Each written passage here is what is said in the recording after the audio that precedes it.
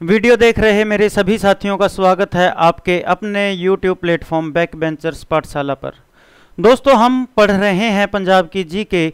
इसके अलावा आप बहुत सारे बाकी के जो बचे हुए जीएस के सब्जेक्ट्स हैं उनकी वीडियोस भी हमारे इस प्लेटफॉर्म से आप देख सकते हैं। आपको पता है दोस्तों कि हम पंजाब जीके के काफ़ी सारे पोर्शंस को कवर कर चुके हैं। बेसिकली हम जियोग्राफी पे इसलिए फोकस कर रहे हैं दोस्तों क्योंकि अगर 10 क्वेश्चन पंजाब जीके के पूछे जाते हैं तो उसमें 6 से लेकर 7 तक पंजाब जियोग्राफी से ही रिलेटेड होंगे वो दोस्तों।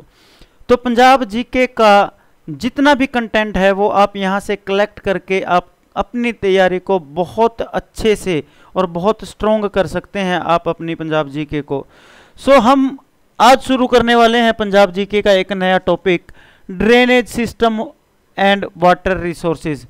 आज हम पढ़ेंगे दोस्तों कि कैसे पंजाब में पानी के क्या क्या रिसोर्सेज हैं, पंजाब के अंदर जल निकास प्रणाली क्या है, कैसे है, उन सब के बारे में डिटेल से हमें पढ़ना है। सभी नदियों के बारे में पढ़ना है, कौन कहाँ से निकलती है, नहरों के बारे में पढ़ना है, नालों के बारे में पढ़ना है, सब पढ़ेंगे मेरे दोस्तों।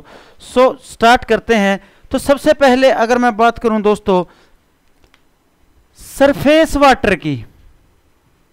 सरफेस वाटर का मतलब है दोस्तों कि जो पानी नेचुरली हमें मिल रहा है। आप लोगों को पता है कि पंजाब की 5 नदियां होती थी और उन 5 नदियों में से मुख्यतः पंजाब में अब 3 हैं। कौन सी? पहली नदी का नाम है दोस्तों सतलुज और दूसरी नदी का नाम है दोस्तों क्या? ब्यास। और तीसरी नदी का नाम है मेरे दोस्तों क्या? रावी। और जो चौथी नदी है मेरे दोस्तों, आप याद रखिएगा, जो ये तीनों नदियां हैं ये दोस्तों पेरिनियल रिवर हैं। पेरिनियल का मतलब क्या होता है वो हम आपको थोड़ी देर में बताएंगे। अभी जो हम सारी नदियों के पहले एक बार 7 नदियों के हम नाम लिख लेते हैं कि कौन सी 7 नदियां हैं।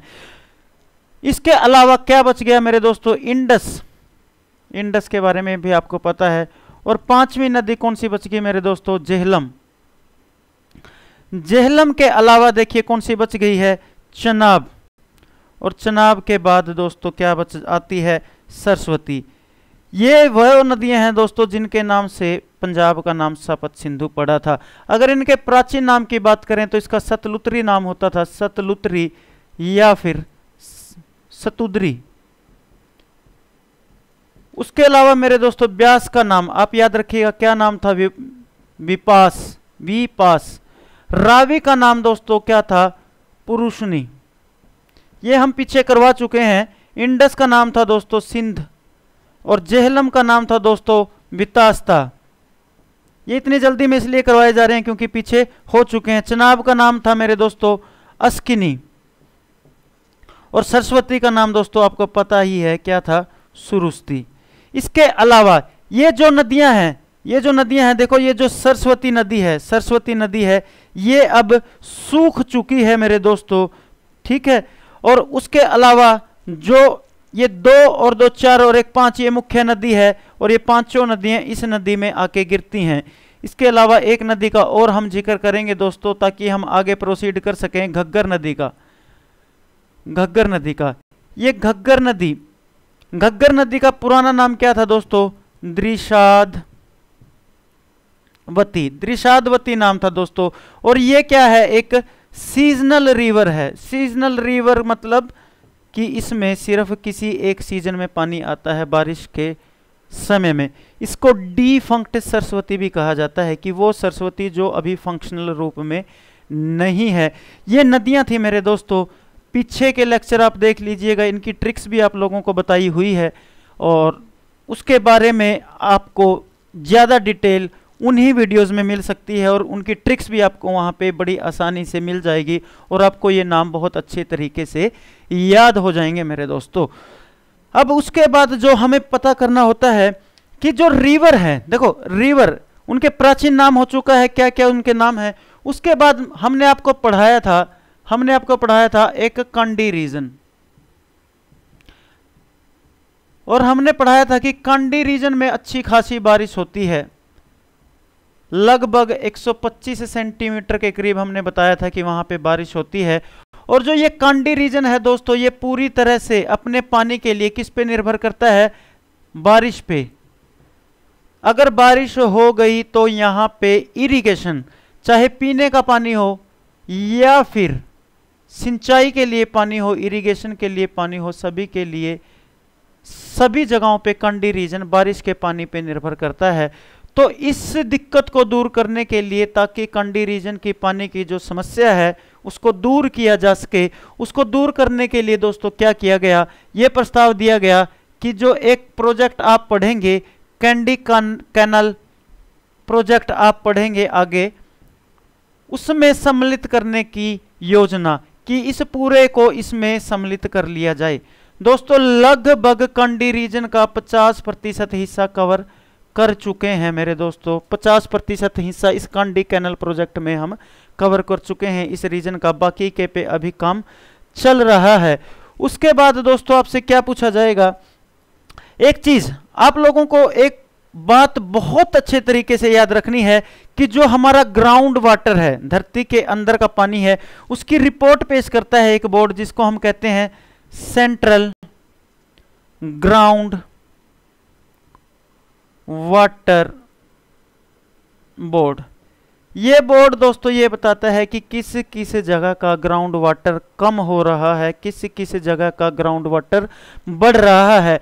आपको दोस्तों ये जानकर बड़ी हैरानी होगी कि पंजाब का 95% वाटर किस चीज में यूज होता है? सिर्फ और सिर्फ इरिगेशन के लिए, सिंचाई के लिए। दोस्तों ये बात भी किसने बताई है? सेंट्रल बोर्ड ही कहता है ये बात।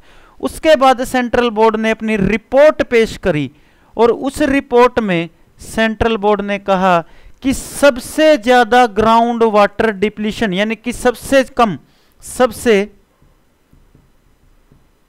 ज्यादा जो ग्राउंड वाटर है, ग्राउंड वाटर का जो लेवल है वो कम हो रहा है, कम। पहले नंबर पे पंजाब का कौन सा डिस्ट्रिक्ट है? पहले नंबर पे है संगरूर, और दूसरे नंबर पे है दोस्तों बरनाला, और तीसरे नंबर पे है दोस्तों पटियाला। ये 3 डिस्ट्रिक्ट ऐसे हैं जिनके ग्राउंड का, जमीन के पानी का स्तर काफी नीचे जा रहा है। रीजन आपको पता ही है कि यहाँ पे जो धान की फसल लगाई जाती है या फिर वैसे भी वाटर का लॉसेस यहाँ पे काफ़ी किया जाता है, उसकी वजह से जो ग्राउंड वाटर है उसका लेवल काफ़ी नीचे जा रहा है। और ग्राउंड वाटर का लेवल नीचे जाने के साथ साथ पानी की क्वालिटी भी काफ़ी कम होती जा रही है। जो पहले थी आज वो क्वालिटी पानी की नहीं बची है दोस्तों। तो हमारा ये फर्ज बनता है, हमारी ये ड्यूटी बनती है कि हम जहाँ तक पानी को बचा सकें वहाँ तक बचा लें। अब इसके साथ साथ जो ये ग्राउंड वाटर बोर्ड है, सेंट्रल ग्राउंड वाटर बोर्ड है दोस्तों, इसने ये भी बताया कि पंजाब के कुछ जिले ऐसे भी हैं जिनके अंदर पानी का स्तर क्या है दोस्तों? वाटर लेवल, पानी का लेवल, पानी का जो लेवल है, वाटर लेवल है, वो क्या हो रहा है दोस्तों? इंक्रीज हो रहा है, बढ़ रहा है। वो कौन से डिस्ट्रिक्ट हैं?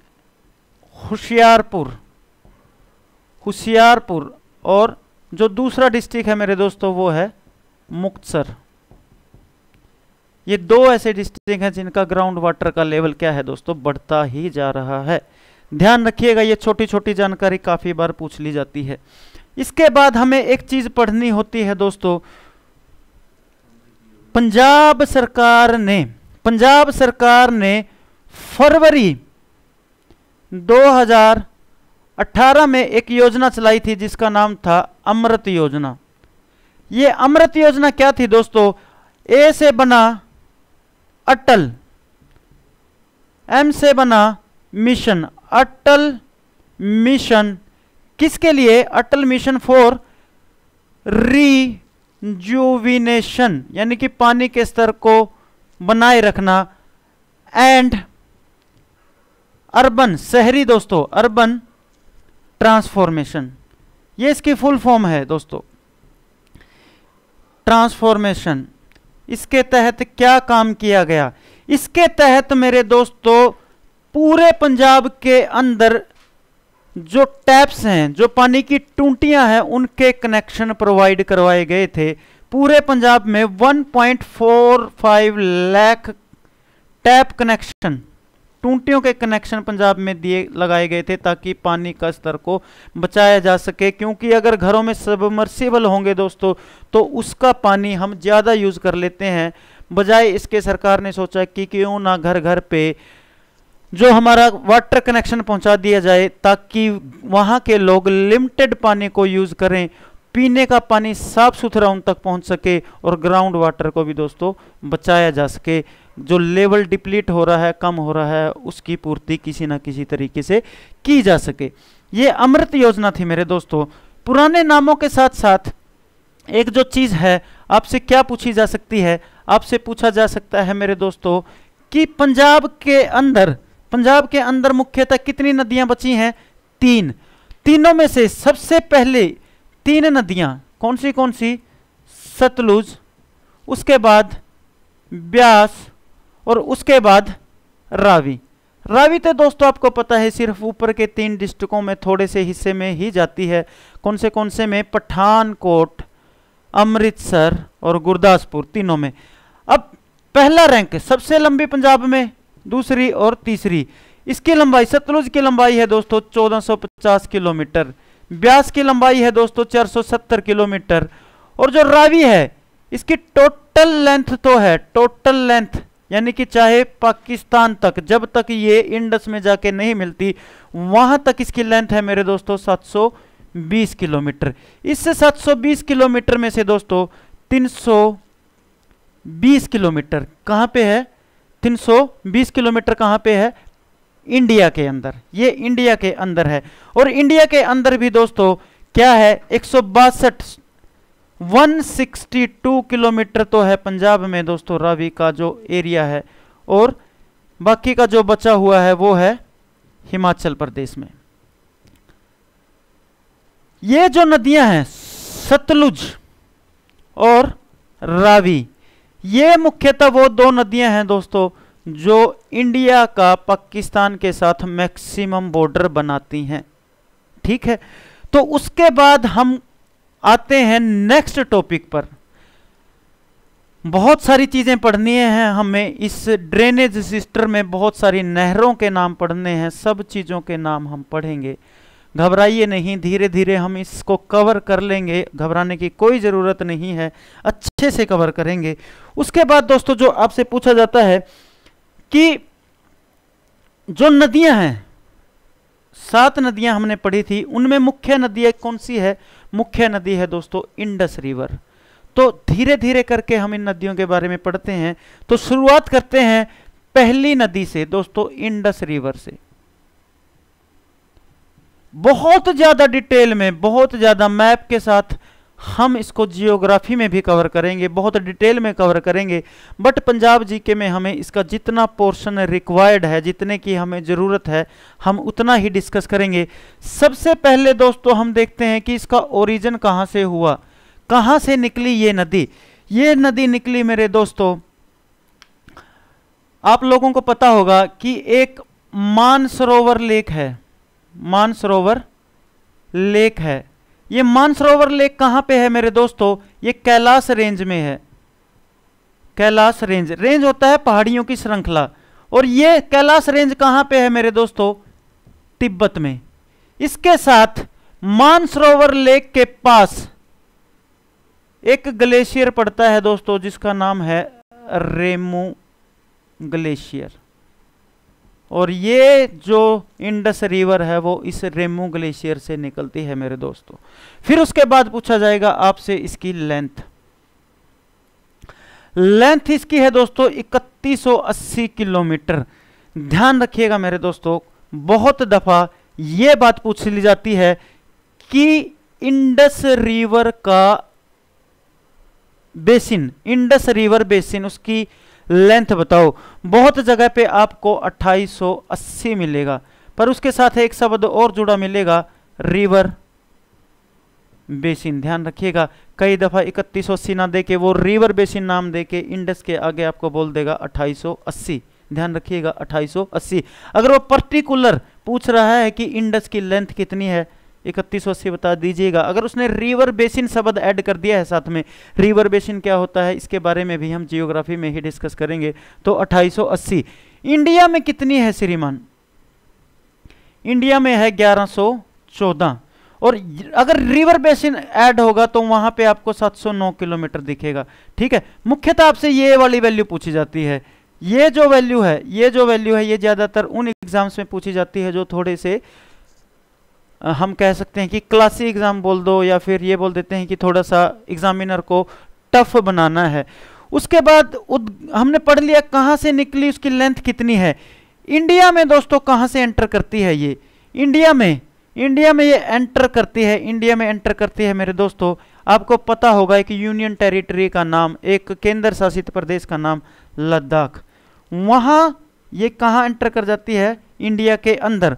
उसके बाद ये आगे बढ़ती ही जाती है दोस्तों गिलगिट, और उसके बाद चली जाती है ये बाल्टिस्तान, और उसके बाद, और आप लोगों को पता ही है कि जो ये नदी है ये कहां पे गिरती है? ये अरब सागर में गिरती है, अरेबियन सी में जाकर गिरती है। और किसके पास? कराची के पास। दोस्तों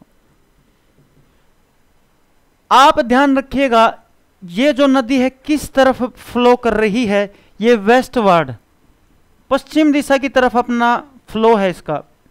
ठीक है, यानी कि ऐसे बहती है ये पश्चिम दिशा की तरफ। कुछ नदियां ऐसी हैं जो बंगाल की खाड़ी में गिरती हैं, तो वो किस साइड में फ्लो कर रही हैं? ईस्ट साइड में। बट जो अरेबियन सी में नदी गिर रही है वो किस साइड में फ्लो कर रही है? वेस्टवर्ड फ्लो कर रही है दोस्तों।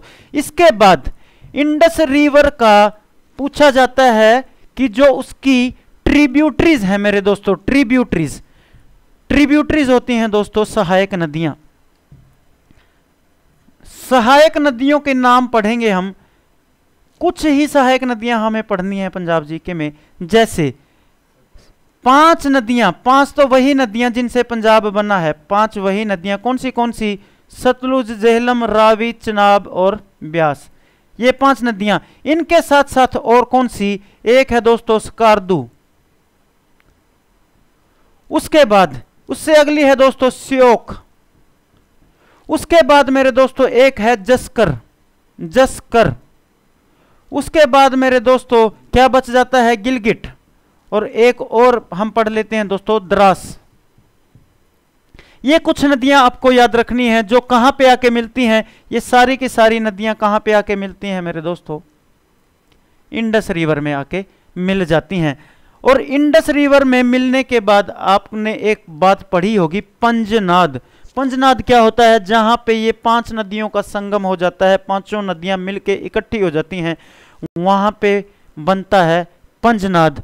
तो दोस्तों पंजनाद के बारे में हम जिक्र करेंगे अलग से वीडियो में, जब हम आपको सतलुज, रावी, चनाब अलग से पढ़ा रहे होंगे।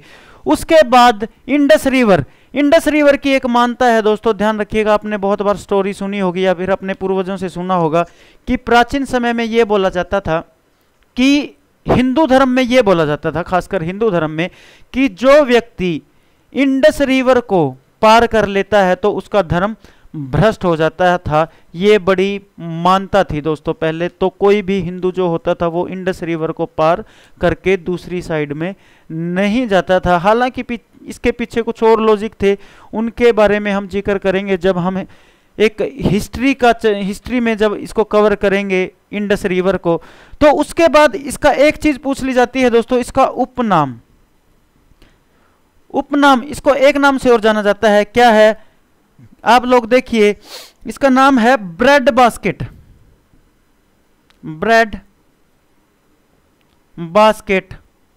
Of west Punjab. West Punjab कौन सा पंजाब है दोस्तों? जो पाकिस्तान के हिस्से में चला गया है, क्योंकि पंजाब भारत के हिस्से में जो आया है वो ईस्ट पंजाब है। और ये जो इंडस नदी है ये पाकिस्तान की सबसे लंबी नदी है दोस्तों। अब जब पाकिस्तान की सबसे लंबी नदी यही है तो पाकिस्तान का सिंचाई तंत्र हो या पाकिस्तान में जो भी पानी की परियोजनाएं हैं वो बहुत ज़्यादा निर्भर करती हैं इंडस रिवर पे। वहाँ की खेती बाड़ी है जो वो बहुत ज़्यादा डिपेंड करती है दोस्तों किस पे, इंडस रिवर पे। इसीलिए इसको ब्रेड बास्केट यानी कि रोटी की टोकरी भी बोला जाता है, पश्चिम पंजाब की रोटी की बास्केट बोला जाता है दोस्तों, ध्यान रखिएगा। ये उपनाम बहुत दफा आपसे पूछा गया है। उसके बाद इंडस के बारे में कुछ और ज़्यादा हमें पढ़ने की ज़रूरत नहीं है, क्योंकि हमें बहुत सारी चीज़ें हैं ऐसे तो इंडस में पढ़ने लायक, जैसे इंडिया और पाकिस्तान के बीच में इंडस वाटर ट्रीटी हुई थी, वो भी बिल्कुल पढ़नी इंपॉर्टेंट है। बट यहाँ वो पढ़नी इंपॉर्टेंट नहीं है, वो हम कवर करते हैं जियोग्राफी के पोर्शन में, क्योंकि अगर हम उनको यहाँ पे ऐड करने लग जाएं तो जियोग्राफी यहाँ पे इंडिया की भी ऐड हो जाएगी और काफ़ी लेक्चर भी काफ़ी लंबा चला जाएगा और वीडियो भी काफ़ी लंबी चली जाएगी। सो दोस्तों इंडस रिवर में आपको लगभग इतना ही पढ़ना है। उसके बाद हम पढ़ेंगे नेक्स्ट सतलुज। सो दोस्तों मिलते हैं नेक्स्ट वीडियो में। आई होप आपको जानकारी अच्छी लगी होगी। उसकी जो सहायक नदियां हैं सिंधु की वो याद कर लीजिएगा, लेंथ याद कर लीजिएगा, कहाँ से निकली है वो याद कर लीजिएगा, उपनाम याद कर लीजिएगा, और कितना हिस्सा भारत में है कितना हिस्सा पाकिस्तान में है, ये सब मोटी मोटी बातें आप याद कर लीजिएगा। मिलते हैं नेक्स्ट वीडियो में। अगर अभी तक चैनल को सब्सक्राइब नहीं किया है तो चैनल को सब्सक्राइब कर लीजिएगा। तब तक के लिए शुक्रिया, थैंक यू।